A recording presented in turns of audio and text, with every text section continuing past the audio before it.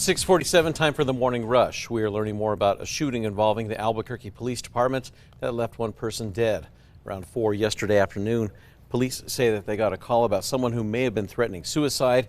At some point, investigators say that the suspect went inside, barricaded himself, and was firing at officers out of a window. That's when police fired back. The suspect was later found dead.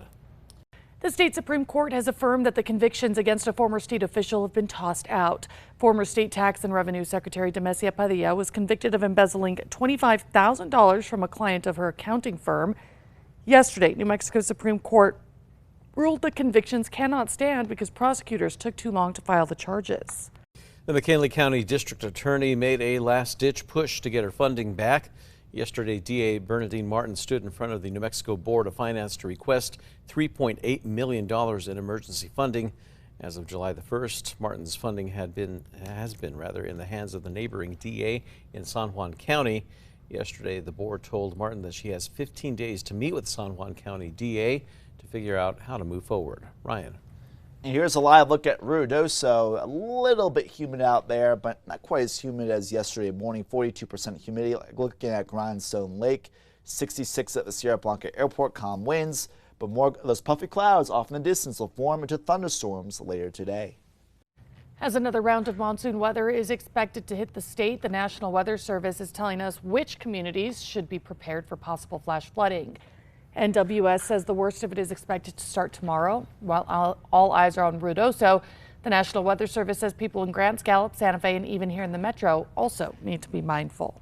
The Mescalero Fish Hatchery is now working towards recovery after recent flooding hurt their fish population. According to the hatchery, 80% of their fish were lost in the floods. They say that despite the setback, their dedicated staff has been working nonstop to salvage what remains. Some Albuquerque public school students have been learning the ways of the land on a local farm. This is the third summer Rio Grande High School students have spent at local farms through the Agriculture and Nutrition Internship Program. The students receive an elective credit and the school district even pays them in exchange for their work at farm-to-table businesses. Brian. And over the past 7 days, we've seen plenty of lightning strikes across the Land of Enchantment. To be exact, 58,313 lightning strikes. And more lightning strikes as well as other severe weather effects are likely in the next few days ahead. One of the most popular features of the University of New Mexico campus is almost ready to reopen following some recent renovations. Now, the university's duck pond has been under construction since November of last year. This as crews worked to upgrade its aging infrastructure.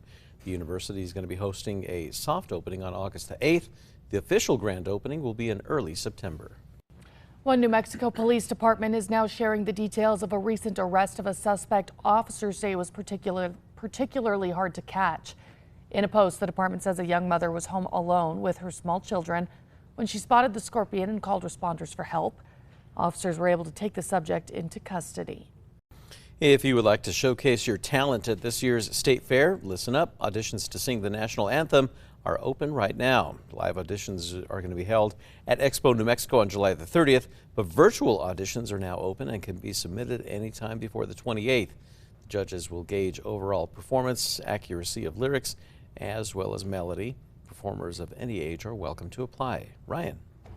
And taking a look at traffic, very light traffic right now. No major accidents nor slowdowns. And taking a look at Tracker heading north on I-25 near Central. Volume is picking up. There's a truck moving along with a beautiful sunrise scene.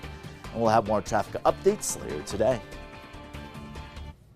One British electric car manufacturer is turning heads at the Goodwood Festival of Speed with its new one-of-a-kind vehicle. McMurtry Automotive showed off its Spearling hypercar, saying it is the world's first car to drive upside down from a standstill.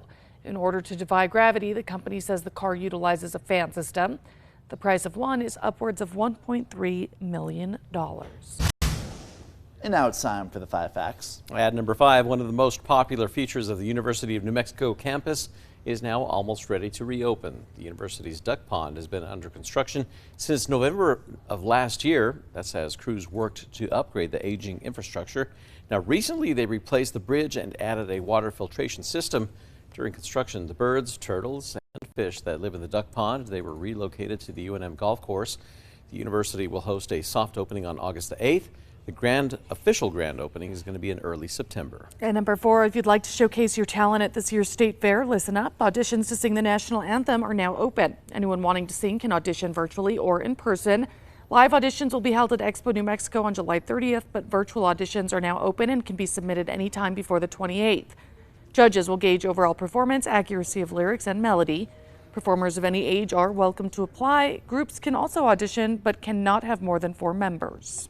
And at number 3, more thunderstorms ahead. Flash flooding more likely around Ruidoso. Still possible to likely around the Trout Fire burn scar to the Hermit's Peak Calf Canyon burn scar.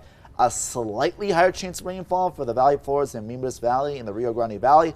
But temperatures won't really drop until really tomorrow, where rain will be more widespread. And number 2, as another round of monsoon weather could hit the state, the National Weather Service is saying which communities should be ready for possible flash flooding. NWS says the worst of it could start tomorrow. After historic flooding last week, Village of Ruidoso Mayor Lynn Crawford says they're getting ready for another round. Crawford says they've cleared out culverts and cleared away debris. The National Weather Service says people in Grants, Gallup, Santa Fe, and even here in the metro also need to be aware of flooding. And at number 1, we are learning more about a shooting involving APD that left one person dead. This was in a neighborhood near Golf Course and Paseo del Norte around 4 yesterday afternoon. And when they arrived, officers spoke to a woman who they think is the wife of the suspect and told them that they were in some kind of dispute. Police say that the suspect was in the backyard and believe that he had a gun. At some point, investigators say that the suspect barricaded himself and was firing at officers, and that's when police fired back. Now, the suspect was later found dead inside of his garage. As of this morning, APD does not know if he shot himself or if he was killed by police. That shooting is still under investigation.